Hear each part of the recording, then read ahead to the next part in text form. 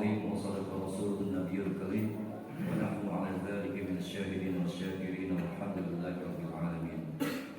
عباد الله kaum muslimin jemaah Jumat rahimani wa rahimakumullah. Kehidupan manusia berada dalam 3 poros kehidupan.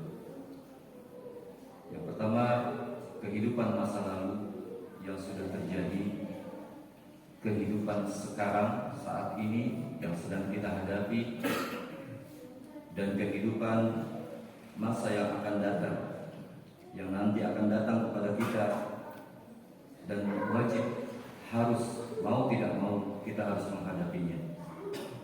Betapa sering kita melihat manusia menengok ke belakang, melihat masa lalunya yang membuat hatinya bersedih. Padahal kita tahu bahwa masa lalu tidak bisa kembali, masa lalu tidak bisa dirubah lagi. Demikian sebaliknya, kita sering juga melihat bahwa banyak manusia, mungkin termasuk kita, yang terlalu melihat ke depan, ke masa depan, yang membuat hati kita menjadi gelisah, hati kita menjadi khawatir tentang apa yang akan terjadi di masa yang akan datang. Padahal masa depan, sebagaimana kita ketahui, tidak bisa kita segerakan untuk bisa kita ketahui ataupun kita hadapi. Padahal faktanya, kenyataannya, kita berada di masa sekarang yang mau tidak mau sudah hadir di hadapan kita dan wajib kita hadapi. Maka inilah 2 perkara yang sering menimbulkan penyakit pada diri seorang manusia, yaitu al-hazan. Al-hazan yaitu kesedihan yang disebabkan kita melihat masa lalu, menyesali masa lalu, dan tidak bisa kembali. Dan penyakit yang kedua adalah al-ham, yaitu kekhawatiran, kegelisahan, karena kita selalu mengkhawatirkan masa depan yang belum terjadi saat ini. Dan hampir setiap manusia mengalaminya, kecuali orang-orang yang dirahmati oleh Allah Subhanahu wa taala. Ma'asyiral muslimin, lihatlah dalam kehidupan ini, semua orang pasti pernah mengalami penyakit al-hazan dan al-ham ini, kesedihan karena masa lalu dan kegelisahan, kekhawatiran akan masa depan. Bukan hanya si miskin yang khawatir tentang kondisinya, khawatir apakah ia bisa makan atau tidak, khawatir apakah besok bisa menyekolahkan anaknya atau tidak, khawatir bisa membayar hutangnya atau tidak, dan yang lain sebagainya. Akan tetapi kita dapati juga orang-orang yang berada, bahkan orang-orang kaya pun mengalami penyakit al-ham ini. Apakah hartanya di masa depan akan masih bisa terjaga atau tidak? Apakah ia akan kalah dalam persaingan bisnisnya atau tidak? Bahkan bukan hanya orang-orang tua, anak-anak muda pun mengalami penyakit al-ham ini, atau kegelisahan, kekhawatiran, atau bahasa sekarang galau, kegalauan. Apakah masa depannya akan sukses atau tidak? Apakah calon jodohnya akan menjadi istri yang solehah atau tidak? Calon suaminya akan menjadi suami yang soleh atau tidak? Semua kekhawatiran menghinggapi. Diriwayatkan oleh Imam Tabrani dengan sanad yang lemah dari Ali bin Abi Thalib radhiyallahu taala anhu, ketika beliau berbicara tentang makhluk ciptaan Allah yang terkuat di alam semesta ini. Kemudian dia berkata bahwa yang terkuat adalah gunung. Akan tapi dijawab, gunung masih bisa dikalahkan oleh besi, karena gunung bisa dibelah oleh besi. Lalu apakah besi yang terkuat? Tidak, besi masih bisa dilebur oleh api. Lalu apakah artinya itu api yang paling kuat? Tidak, api masih bisa dikalahkan, dipadamkan oleh air. Lalu apakah air yang terkuat? Tidak, air masih bisa diserap oleh awan, dibawa oleh awan, diombang-ambingkan ke sana kemari oleh awan. Lalu apakah awan yang terkuat? Tidak, awan masih bisa dibawa oleh angin. Lalu apakah angin yang paling kuat? Tidak, karena angin masih bisa ditepis oleh manusia dengan tangannya. Lalu apakah manusia yang paling kuat? Tidak, karena manusia bisa dikalahkan oleh rasa kantuknya. Lalu demikian, apakah berarti rasa kantuk itu adalah makhluk yang terkuat yang Allah ciptakan? Tidak. Kenapa? Karena rasa ngantuk masih bisa dikalahkan oleh kegalauan, oleh alham, oleh kegelisahan. Sengantuk-ngantuknya manusia, jika hatinya gelisah, ia tidak akan bisa tidur. Maka ini menunjukkan kegelisahan adalah suatu hal yang sangat meresahkan hati dan pikiran kita. Jamaah Jumat rahimani wa rahimakumullah. Demikianlah kehidupan manusia di dunia ini, tidak akan bisa lepas dari kesedihan, kegelisahan dan kekhawatiran. Karena penyakit ini baru betul-betul akan hilang ketika kita menginjakkan kaki pertama kali di surga Allah Subhanahu wa taala. Sebagaimana Allah gambarkan di dalam Al-Qur'an tentang perkataan orang-orang penghuni surga ketika pertama kali masuk ke dalam surga. Mereka berkata, Allah abadikan dalam Al-Quran, Alhamdulillahilladzi azhaba 'anna al-hazan inna rabbana laghafurun syakur. Ucapan pertama yang diucapkan oleh manusia ketika masuk pertama kali ke surga adalah segala puji bagi Allah yang telah menghilangkan kesedihan dan kegelisahan dari hati kami. Sesungguhnya Tuhan kami yaitu Allah Subhanahu wa taala Ghafurun Syakur, Maha Pengampun lagi Maha Mensyukuri. Hadirin rahimani wa rahimakumullah. Lalu apakah solusi yang diberikan oleh Islam untuk menghadapi penyakit alham ini? Solusinya banyak. Akan tetapi yang paling utama adalah memperbaiki hubungan kita dengan Allah Subhanahu wa taala. Karena Allah lah yang menetapkan apapun yang terjadi pada diri kita dan dunia dan alam semesta ini. Allah lah yang memegang ubun-ubun kita. Allah yang membolak-balikan hati kita. Percuma kita curhat kepada sesama manusia jika hubungan kita dengan Allah kurang baik. Karena itu, obat yang paling mujarab dari kegelisahan adalah berdoa, bermunajat, curhat kepada Rabbul Alamin Allah Azza wa Jalla. Suatu ketika Nabi SAW masuk ke dalam masjid. Lalu kemudian beliau menemukan ada seorang sahabat, yaitu Abu Umamah yang sudah lebih dulu masuk ke dalam masjid sedang duduk, dan terlihat dari air mukanya kegelisahan dan kesedihan. Kemudian Nabi SAW bersabda, wahai Abu Umamah, kenapa engkau berada di dalam masjid sedangkan sekarang bukan waktunya sholat? Maka Abu Umamah radhiyallahu taala anhu menjawab, ya Rasulullah, kegelisahan dan hutang-hutang meliputi hatiku. Maka kata Rasulullah SAW, maukah engkau aku ajarkan wahai Abu Umamah sebuah kalimat, sebuah ucapan, sebuah doa yang mana jika engkau membaca doa itu pagi dan sore, maka Allah akan hilangkan kegelisahanmu, Allah akan lunasi hutang-hutangmu. Maka kata Abu Umamah, tentu saja wahai Rasulullah. Doa apakah itu? Maka Nabi SAW mengajarkan, Allahumma inni a'udzubika minal hammi wal hazan. Ya Allah, aku berlindung kepadamu dari kegelisahan dan kesedihan, wal ajzi wal kasal, dari rasa lemah, dari sifat lemah dan malas, wal bukhli wal jubni, dari sifat bakhil dan sifat pengecut, wadola'id daini wa qadatir rijal, dan aku berlindung kepadamu dari dililit hutang dan dikalahkan oleh orang-orang yang zalim. Di antara doa lain yang mujarab yang diajarkan oleh Nabi SAW untuk menghilangkan kegelisahan adalah Nabi SAW ajarkan, Allahumma inni abdu. Ya Allah, aku adalah hamba yang engkau ciptakan, yang engkau hidupkan, yang engkau jaga, yang engkau sehatkan, yang engkau beri rizki. Aku adalah hambamu. Pengakuan tentang kehinaan dan kelemahan diri kita kepada Allah. Ya Allah, aku hambamu. Aku putra dari hambamu. Aku putra dari ayahku yang juga adalah hambamu. Aku putra dari ibuku yang juga merupakan hambamu. Nasiyatin biyadik, ubun-ubunku berada dalam genggamanmu. Ma'un fiya hukummu berlaku kepadaku. Abdun fiya qada'uk, keadilanmu dan ketetapan sampai kepadaku. As'aluka bikulli ismin huwa lak, aku mohon kepadamu melalui nama-namamu yang indah, Asmaul Husna. Aku bertawassul dengan Asmaul Husna, sammaita bihi nafsak, yaitu nama-nama yang kau tetapkan sendiri untuk dirimu sendiri. Au anzaltahu fi kitabik, atau Asmaul Husna yang kau tulis di dalam Al-Qur'anul Karim.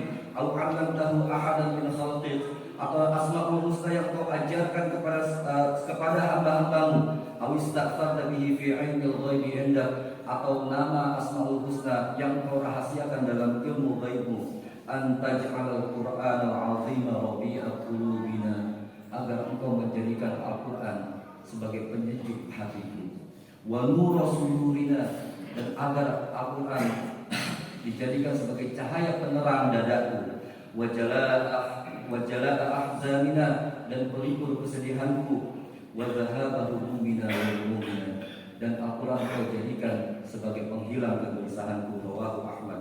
Kata Nabi SAW, siapa yang membaca doa ini, maka Allah akan hilangkan kesedihan dan kegelisahannya. Kaum muslimin rahimani wa rahimakumullah, jika kita mengalami kegelisahan dan kekhawatiran yang sangat mendalam yang membuat hidup kita terpuruk, maka ceklah diri kita, periksa diri kita. Jangan-jangan hubungan kita dengan Allah tidak baik. Segera perbaiki hubungan kita dengan Allah Subhanahu wa taala. Karena sesungguhnya dosa dan maksiat mendatangkan kesengsaraan dalam hati. Sekalipun kita hidup bergelimang dengan kekayaan dan harta, maksiat membuat hati menjadi sengsara. Barang siapa yang beramal soleh, maka apapun yang ia hadapi, ia akan bisa dengan tentram dan tenang dalam menghadapinya. Sebagaimana Allah Subhanahu wa taala berfirman dalam surah An-Nahl ayat 97, A'udzubillahi minasyaitonirrajim, man 'amila shalihan min dzakarin aw unsa wa huwa mu'min falanuhyiyannahu hayatan thayyibah. Siapa yang rajin beramal soleh, laki-laki ataupun perempuan, falanuhyiyannahu hayatan thayyibah, Allah akan hidupkan dia dengan kehidupan yang baik. Sebagai mufassir menafsirkan, kehidupan yang baik atau hayatan thayyibah adalah kehidupan yang penuh dengan kebahagiaan yang sebenar-benarnya. Kemudian perbanyaklah istighfar, memohon ampun kepada Allah Subhanahu wa taala ketika kita banyak kegelisahan di dalam hati. Karena Nabi SAW bersabda, man aktsara minal istighfar, siapa yang banyak beristighfar kepada Allah Subhanahu wa taala, memohon ampun atas dosa-dosanya, ja'alallahu lahu min kulli hammin faraja, Allah berikan kelapangan dari setiap kegelisahan dan kekhawatirannya, wa min kulli dhiqin makhraja, Allah berikan jalan keluar dari segala macam kesempitannya, wa yarzuqhu min haitsu la yahtasib, Allah berikan rezeki dari arah yang tidak disangka-sangka. Rawahu Ahmad an Ibnu Abbas.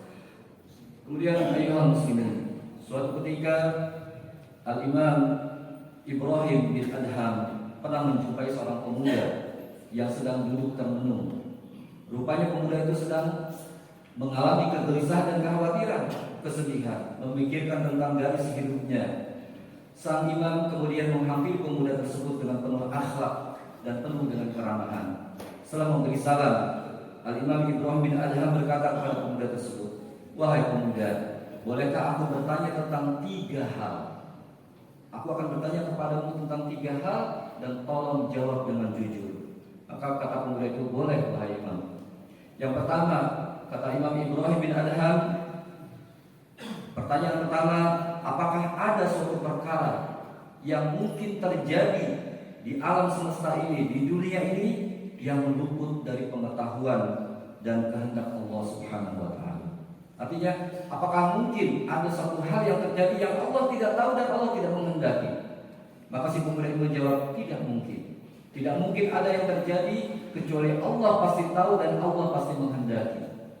Kemudian bertanya lagi, pertanyaan yang kedua, apakah rezeki yang sudah Allah tetapkan di zaman dahulu, di zaman azali sebelum Allah ciptakan langit dan bumi, yang sudah Allah tetapkan untukmu, bisa dikurangi? Maka pemuda ini menjawab, tidak mungkin bisa dikurangi.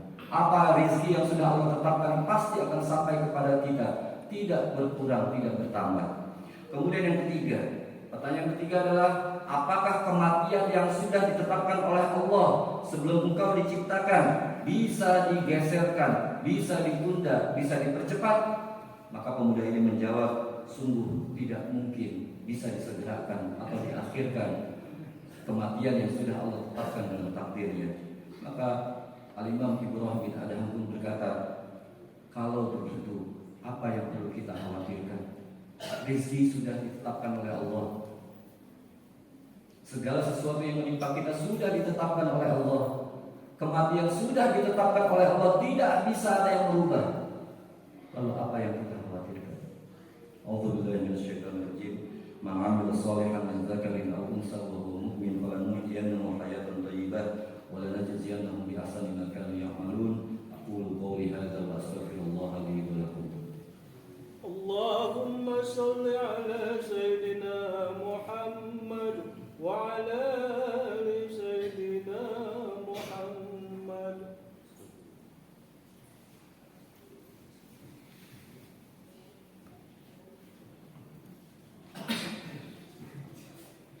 إن الحمد لله نحمده ونستعينه ونستغفره ونعوذ بالله من شرور أنفسنا وسيئات أعمالنا. من يهده الله فلا مضل له ومن يضلل فلا هادي له. أشهد أن لا إله إلا الله وحده لا شريك له وأشهد أن محمدا عبده ورسوله. وصلوات الله وسلامه على نبينا محمد وعلى آله وصحبه أجمعين. يا أيها المسلمون أوصيكم ونفسي بتقوى الله. واعلموا أن الله قال في كتابه الكريم ادعوني أستجب لكم. وقال تعالى إن الله وملائكته يصلون على النبي يا أيها الذين آمنوا صلوا عليه وسلموا تسليما. اللهم صل وسلم على نبينا محمد وعلى آل محمد كما صليت على إبراهيم وعلى آل إبراهيم إنك حميد مجيد. اللهم بارك على محمد وعلى آل محمد كما باركت على إبراهيم وعلى آل إبراهيم إنك حميد مجيد. اللهم اغفر للمسلمين والمسلمات والمؤمنين والمؤمنات الأحياء منهم والأموات إنك سميع قريب مجيب دعوات ويا قاضي الحاجات. اللهم اغفر لنا ولوالدينا وارحمهما كما ربيانا صغارا الأحياء منهم والميتين. اللهم يا مقلب القلوب ثبت قلبي على دينك. يا مصرف القلوب صرف قلوبنا على طاعتك. اللهم طهر قلوبنا من النفاق وأعمالنا من الرياء وألسنتنا من الكذب وأعيننا من الخيانة. ربنا آتنا في الدنيا حسنة وفي الآخرة حسنة وقنا عذاب النار. وصلى الله وسلم على نبينا محمد وعلى آله وصحبه أجمعين. وآخر دعوانا أن الحمد لله رب العالمين. أقم الصلاة.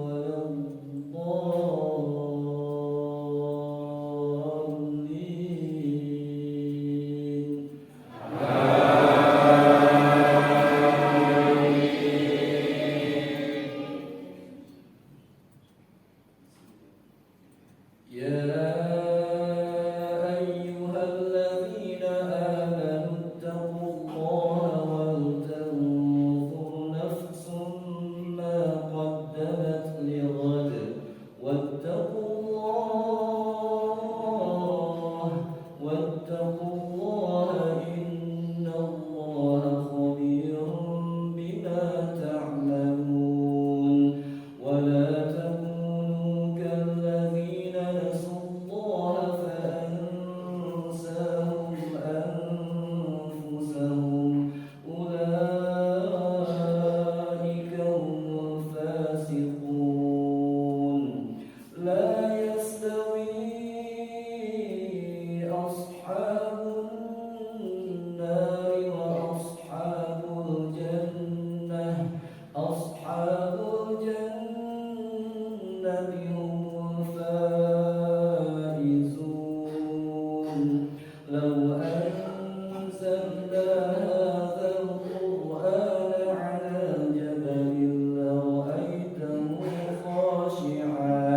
لرأيته خاشعا متصدعا من خشية الله وتلك الأمثال نضربها للناس لعلهم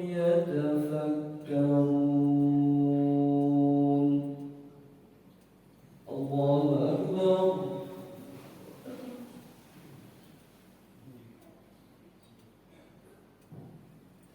سمع الله لمن حمده الله أكبر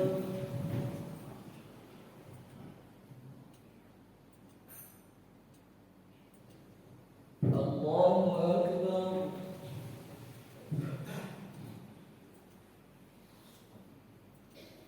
الله أكبر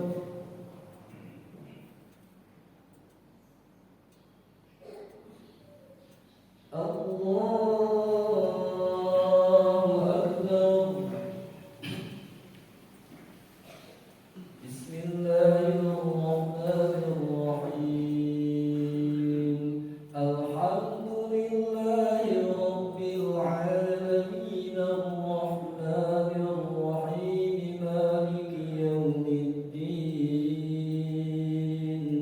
إياك نعبد وإياك نستعين اهدنا الصراط المستقيم صراط الذين أنعمت عليهم غير المغضوب عليهم ولا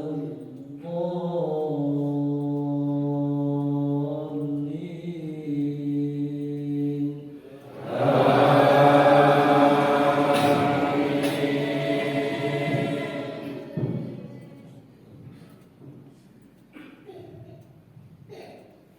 هو الله الذي لا إله إلا هو عالم الغيب والشهادة هو الرحمن الرحيم هو الله الذي لا إله إلا هو الملك القدوس السلام المؤمن المهيمن العزيز الجبار المتكبر سبحان الله عما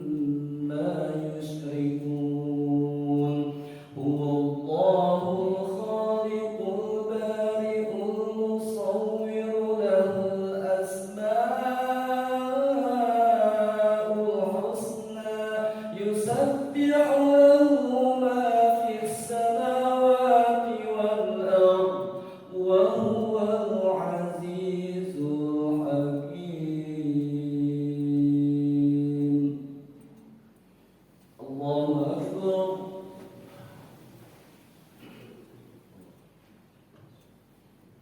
سمع الله لمن حمده الله أكبر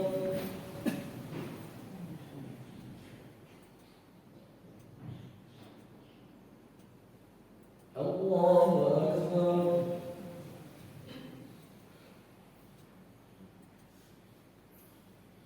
الله أكبر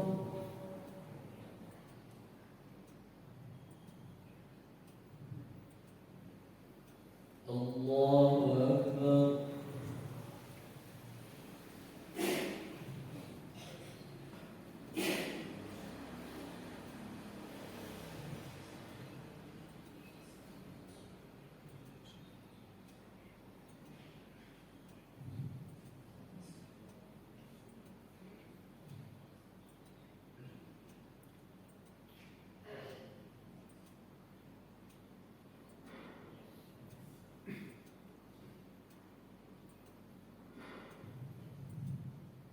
السلام عليكم